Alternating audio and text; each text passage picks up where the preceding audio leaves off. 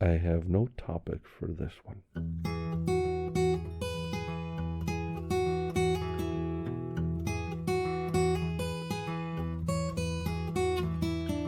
How you doing? This is D, and welcome to Uneven.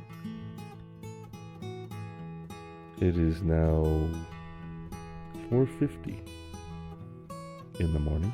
I'm laying in bed still. In fact, I just rolled over onto my side, laid the recorder on the bed, and I'm talking to you.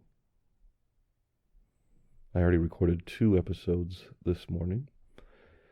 This is one of those nights when I'm not sleeping too well. So if you listen to the previous 2 episodes, this is that same morning.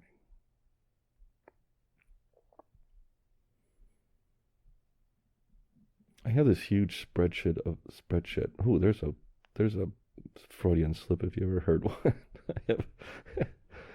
I have a huge spreadsheet. No, I don't. I have a huge spreadsheet. A spreadsheet of ideas for this podcast that I want to talk about over time, and different topics and stuff we can address, and all kinds of fun stuff. But I don't have them here with me. I carry a little digital recorder around, and I record ideas on that too, and usually wind up on the spreadsheet, and then I cover them lately, but I don't have the recorder next to me either. I was thinking of different topics. I was saying I'm making this one about humor and kind of the loss of humor in our society, and I was thinking about talking about, I just got done talking about emotions, and just got done talking about the need to belong, and so in this third one, I thought I'd just press record. In fact, I think that was the name of one of my podcast episodes for the Benzo Free podcast I did a couple of years ago, was called Just Press Record. But just press record and see what comes out.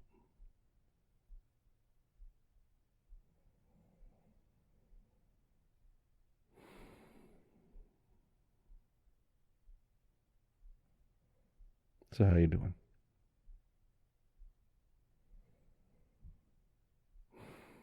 Yeah. Me too. I'm starting to get a little upsurge of emotion right now. Whoa. It's kind of powerful, actually. Just as I'm saying that to you, it's like, oh, you ever have this, I don't know about you, but I kind of have a wall or a barrier or whatever, a lid on my emotions sometimes.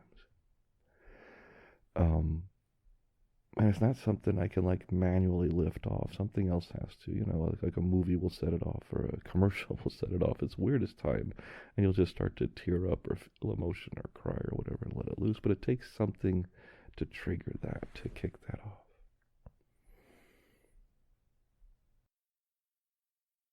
And just now saying, how are you doing?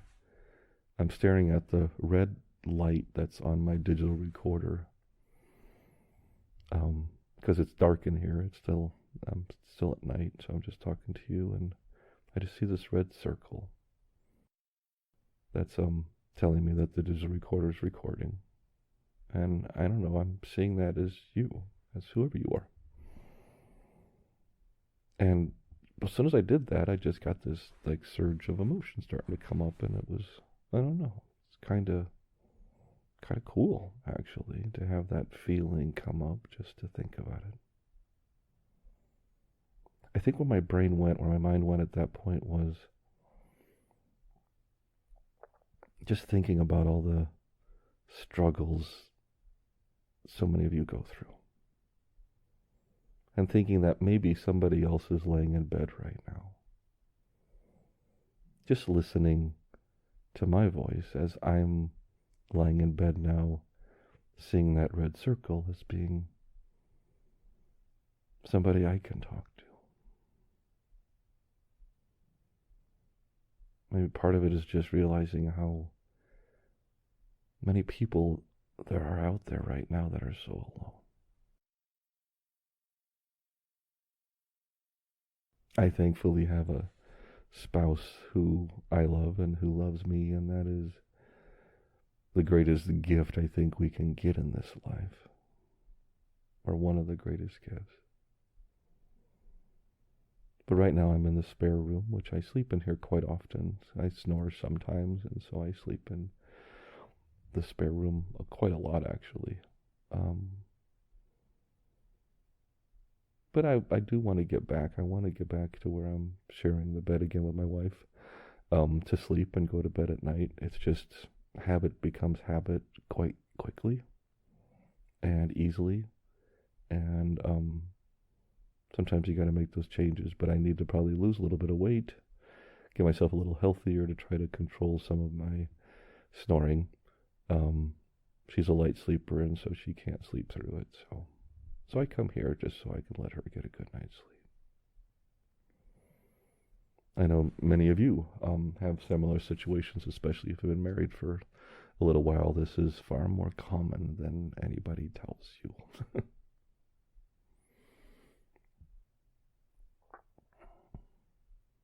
But I think about people who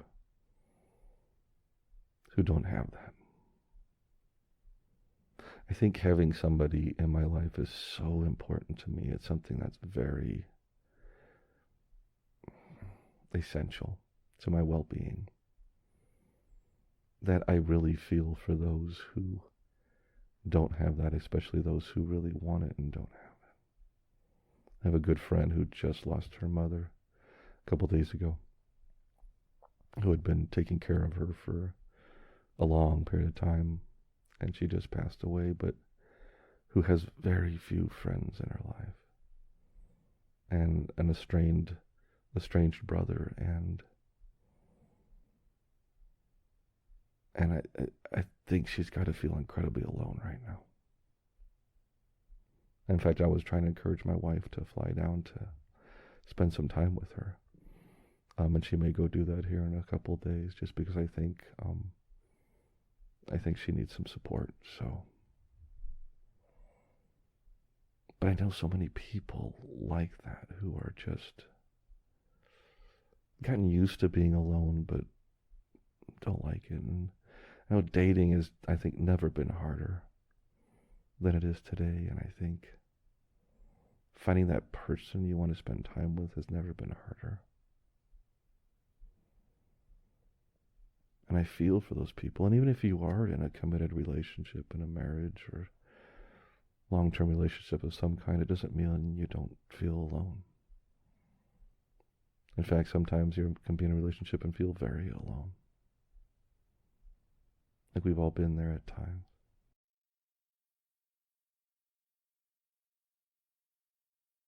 I just think it's something that we've all experienced and want an answer to. But there's no simple solution. So I feel for... Didn't mean to get off on the loneliness tangent, but that's something that comes to mind. And it's weird to think that I got this from the Benzo Free podcast too. It's weird that the Benzo Free podcast is so many people said that they listen to it in bed or while they're sleeping, or just hearing that voice. And I know it's for some people it's been comforting. Hopefully on this podcast it is the same. I mean, it's comforting for me to be talking to you, and hopefully it's comforting for some people to be listening.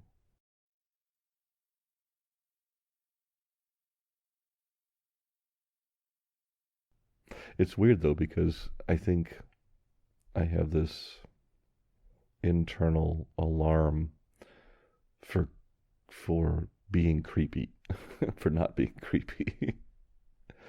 I think men probably, because we're often accused of being creepy far more than women are, I think we have this internal alarm sometimes that, we're always conscious of trying not to be creepy, because maybe it's in our nature to do things that I think the opposite sex thinks is creepy sometimes.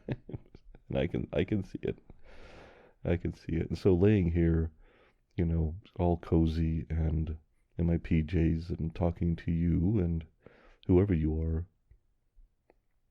can probably sound creepy at times. That's not what's in my brain. But I could see how it could be like that for some people. But it's a shame because I think that human connection is so important. Even when it doesn't include, anything sexual or anything like that. Although that's always a factor out there somewhere, of course it is. We are sexual beings, and sex is a part of, those thoughts and those feelings are a part of it. But that's not where I'm coming to right now, or coming from right now. This is just coming from the friend zone. And I say that in a good way, not in a bad way. But it's coming from just companionship. I mean, that's the thing is sex can be a factor that can bring us together.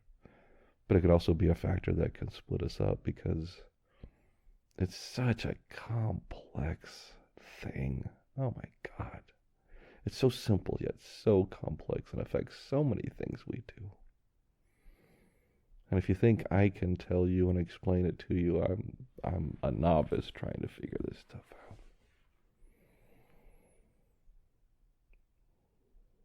But sometimes you just want to talk to a friend and not worry about that stuff. And that's where I come from right now. And we can talk about sex on this podcast. I look forward to it. We're going to have some conversations on that. I think it's a great subject to talk about. It's one that's essential to the human experience. But maybe now's not the time.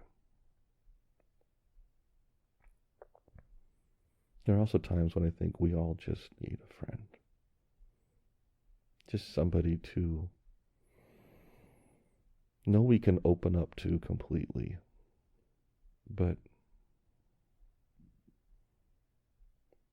without judgment. And just be ourselves. And just be a little less alone.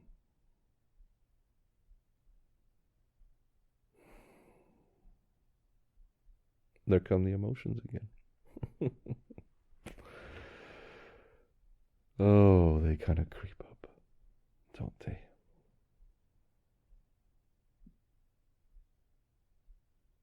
We got a new Buc-ees up here, for those who don't know. Those who don't know what Buc-ees are, they're these massive convenience stores, truck stops, but that don't accept trucks, so it's just cars. But massive, think of a 7-Eleven, on steroids. We just got one here north of Denver and need to pop up. I don't know why that just came to mind. It is the weirdest transition. Why do our brains do that? Here I am thinking about being alone and being lonely, and how many of you I know are struggling with that, and emotions come up, and then I think of Buc-ees. Weird, I do not know that connection. You ever get that? You ever get that where just a thought, and you really have no clue why that thought suddenly came into your mind? I mean, earworms and stuff like that are songs, that you've heard. We often can attribute back to hearing it somewhere, or something clued us into the lyrics or something, but sometimes a thought just comes out of the blue and I have no clue where that came from. It's funny, one of the things I started out with this podcast was saying, hey, on this podcast I can even swear. And I said different, language at the beginning and everything, but I also told you it's just not something I do normally. But I wanted the freedom to be able to talk about topics that are controversial, risque, and to have language in here when we want to. But what's funny is over time I've noticed I've used less and less language just because it's just not me most of the time. Sometimes I do, and sometimes I'll put it in there. But like on this one, I just don't, it's not me. And that's what I'm here for. So, okay, I have to roll over. All right, hopefully this doesn't make too much noise here. Sorry. Okay, I'm going to pause this because I got to go pee. Yes. Yes, I have to go do that. I'll be right back.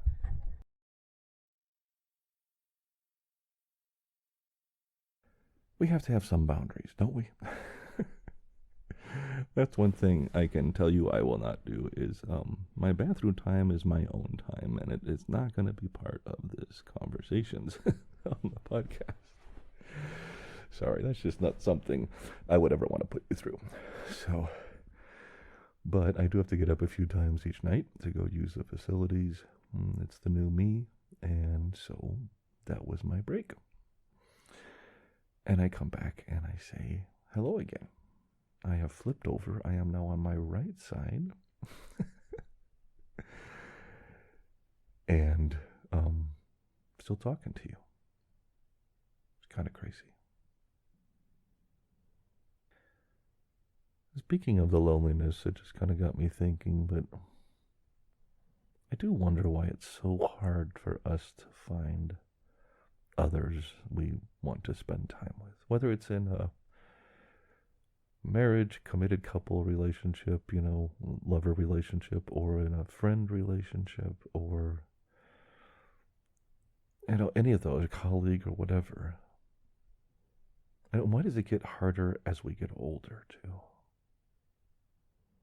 Things I think about quite often. I'm not great at making friends anymore. I did okay when I was young. I had some really good friends in school, great friends throughout high school. Some of those are still my best friends. But since I came out to Colorado 25 years ago or whatever, I've made very few friends, close friends. I can't really think of any new close friends I've made out here. Most of the time, my friends are related to the work I did, whether in film or computers or now in mental health and stuff. But they often also leave when, I move on to something new, which I always do, being nomadic as I am. But why is it so much harder to make friends when we're adults? Is it environment? Is it because of school? We're kind of thrown into this same melting pot when we're young and going through similar experiences, and that helps us bond when we're young. I wonder if that's part of it. Maybe we're more forgiving when we're young, not as set in our ways or something, so we more open to people of different thoughts and personalities. I don't know. Maybe we become more self-conscious of ourselves, and I don't really have the answer. I'm not saying this as I do, it's just a thought that's coming to me, but I know for me a big part of it is I don't put myself out there as much. I'm a terrible communicator. I mean, that may not sound right to a guy who's doing a podcast, lying in bed, talking to absolutely no one, but I'm a terrible communicator. I don't reach out to people very often. I don't know if that's an effect of my anxiety. My bind, and bind is what I refer to the neurological effects of the benzodiazepines that I came off of. I don't know if it's an effect of I'm ADHD, and that's part of it too, because I get very focused on what I'm doing, hyper focused, and I don't like to be distracted or try to do other things. So I wonder if that's part of it too.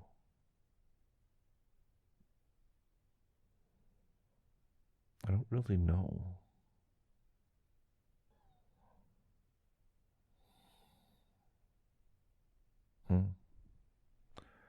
And right there, I totally forgot what I was thinking about. That's the other fun thing that happens.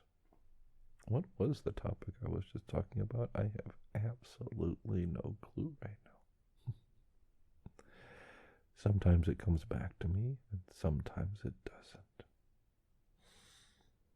I know my cognitive functions and memory have taken a hit with what I went through and have never come back to 100%. And it's something I've had to accept. And it's something I still get frustrated by sometimes. Boy, I don't know about you, but for those of us who struggle with any kind of health thing, especially mental health, and it all seems so unfair sometimes.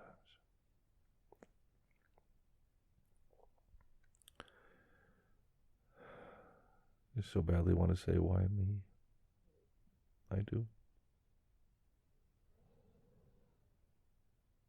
Why did I have to go through the past 10 years, 10, 11, 12 years almost that I've been through? Coming off these drugs and the neurological damage and limitations and all the things I couldn't do anymore. The jobs I couldn't do anymore, losing work, being out of work for so long.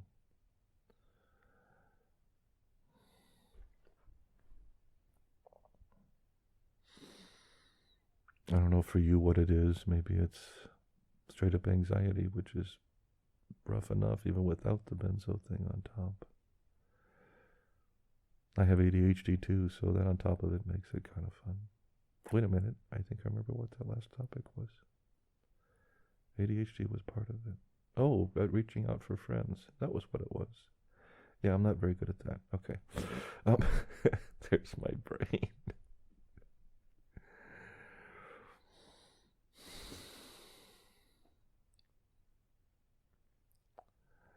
I don't reach out for friends very much, and I'm not very good at it, and I think that's in part just who I am. So with anxiety and ADHD and everything else, I'm so focused on myself far too much, but it just trying to manage the world and life so that I don't get in bad situations. That sounds so negative, sorry.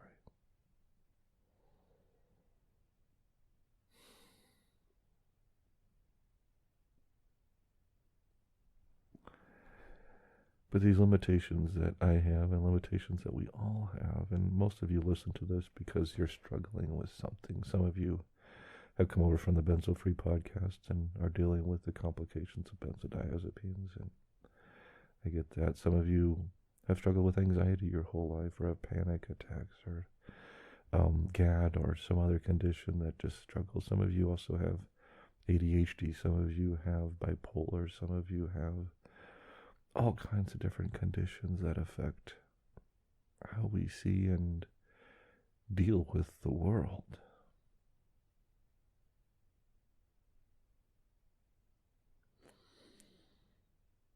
And we often ask ourselves, why me?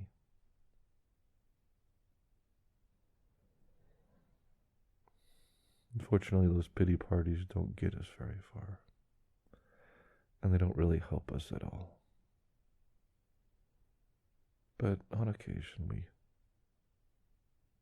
we need to have them. We deserve to have them. We have the right.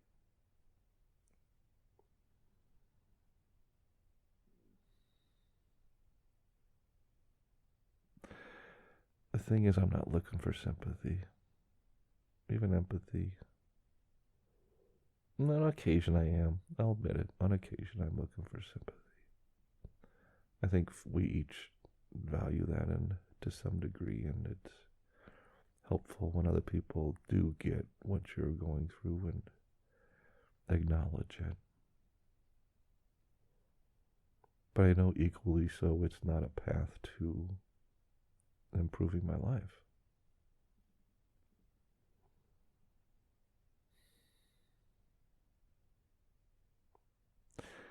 As I don't need the world to change to fit who I am or my needs. I think the world's pretty amazing as it is. I don't need accommodations made for me. Oh my God, all the things that I can't do, if we couldn't have those things, it would be horrible. I mean, those things still need to exist. If I want to go do them, then I have to work on myself, so I'm stronger. and can do that.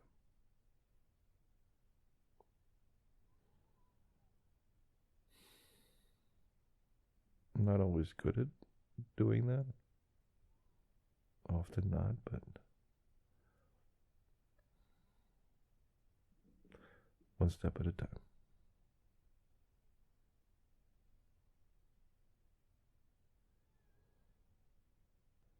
So what kind of pillow do you like? That's a good question. I'm curious. I really am. Put it in the comments. I say put in the comments like there's, 30,000 people out there listening to this, and I'm going to get all these comments. We're not there yet. we got about 40 per episode right now, and that's great. And it will grow. I'm hopeful. But maybe out of the 40, maybe one or two of you might respond and write a comment. But I'm curious what kind of pillow you like, because I'm right now laying on 3 pillows. Because I had a little drainage and cough still going on, so I needed to prop myself up a little more. But I got a gel pillow, which I don't usually sleep right on, but I like having as kind of a foundation. It's on the bottom, and then I got another medium thick pillow, actually a medium thin pillow on top of that, and then another medium thin pillow on top of that. So I got 3 pillows right now. I usually sleep on a thin kind of pillow most of the time. I don't like the really stuffy, the big full pillows, because I feel like I kind of sink my head into it and then I can't breathe very well. Maybe that's just me. Pillow evaluation. So what kind of pillow do you like? What kind of pillow do you sleep in? I'm curious. When you travel, do you take your pillow with you? I do most of the time. I don't always, but I do most of the time. I think I like having my own pillow is a good thing.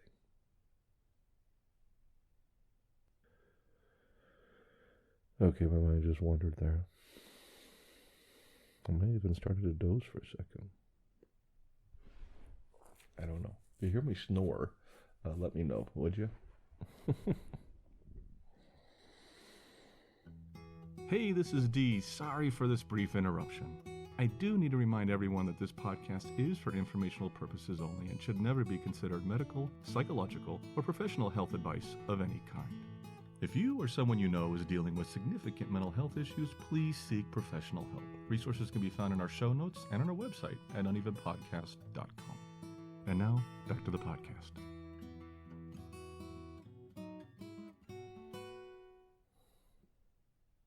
I used to sleep in the buff all the time. I slept buck naked for a good chunk of my life. I'm not trying to be sexual here, although there's a sexual element to it, I think. But that's not where I'm going. I just used to sleep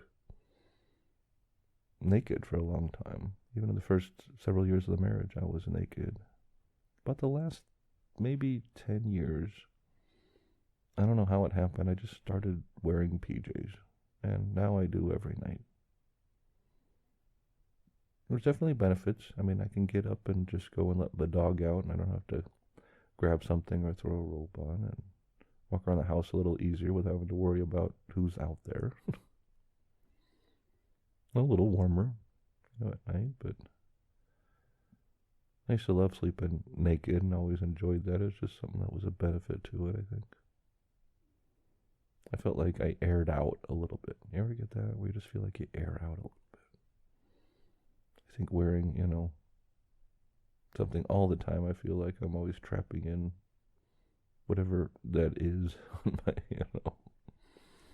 And that's what showers are for. They help clean that off. But you know what I mean. Now I'm just rambling totally. All over the map.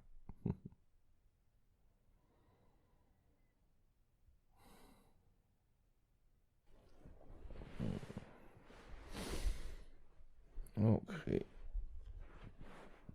You want to play some parcheesi? That's what my wife, I don't know where it came from. My wife and I used to say that to each other. When we'd wake up and we'd both have a sleepless night or something, and she'd often say to me, "You want to play parcheesi?" I don't think we've ever played parcheesi, so I don't know where that came from.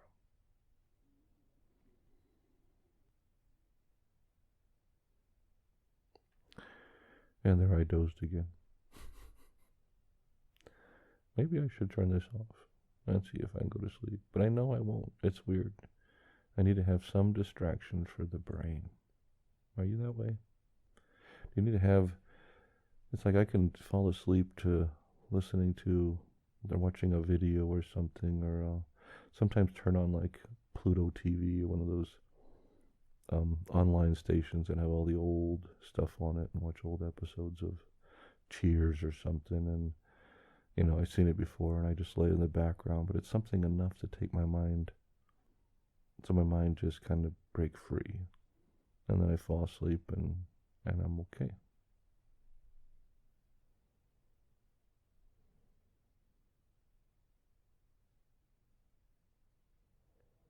But I have trouble just sleeping when I'm thinking about sleeping most of the time. That's why it's good to have the distraction sometimes.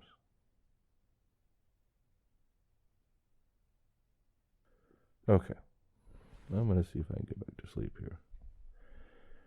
I'm going to turn off the recorder for a bit.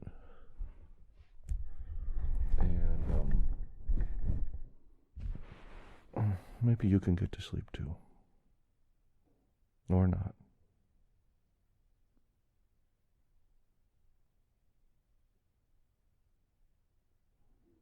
You ever wonder about the meaning of life? These are the things that come to you in the middle of the night. I have a philosophical streak, so I think about stuff like that sometimes, and it's kind of fun to play around with. Why are we here? What's our purpose? And all that kind of stuff. I don't know. I definitely don't have any of the answers. But I do think they're fun questions to discuss.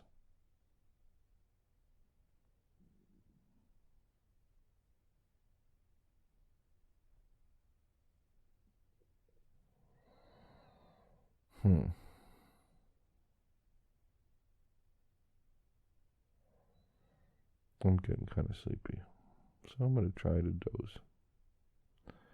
I hope you don't mind. Maybe you can get to sleep too.